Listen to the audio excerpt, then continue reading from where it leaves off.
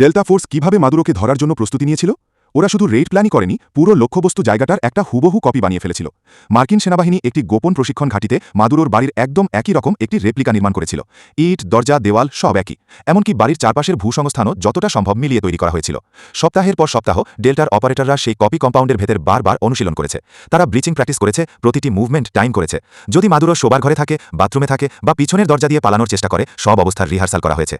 মাসের পর মাস যারা মাদুরোকে ট্র্যাক করছিল, সেই সিআইএ অফিসাররা গোয়েন্দা তথ্য দিয়ে ডেল্টাকে সহায়তা করেছিল। টিমটি কম্পাউন্ডটাকে এতটাই ভালো চিনে ফেলেছিল যে সেখানে যারা থাকতো তারাও এতটা জানত না। ওরা রাতেও রেইড অনুশীলন করেছে, দিনেও করেছে, পাওয়ার অন থাকা অবস্থায়, পাওয়ার অফ অবস্থায়, সবকিছু। তারা সম্ভাব্য সব ভুল পরিস্থিতির সিমুলেশন চালিয়েছে। হেলিকপ্টার আঘাত পেলে কি হবে, যোগাযোগ বিচ্ছিন্ন হলে কি হবে, প্রত্যাশার চেয়ে বেশি প্রতিরোধ পেলে কি করবে। প্রতিটি পরিস্থিতি এতবার রিহার্সাল হয়েছে যে এগুলো মাসেল মেমোরিতে পরিণত হয়েছে। 3 জানুয়ারি যখন আসল রেইডের সময় হলো, ডেল্টা ওই অপারেশনটি শতবার আগেই চালিয়ে ফেলেছিল। তারা ঠিক জানত কোথায় যেতে হবে, কি করতে হবে এবং কিভাবে বের হতে হবে। এটা ভাগ্য ছিল না, এটা ছিল মাসের পর মাসের প্রস্তুতি ও নিখুঁত এক্সিকিউশন।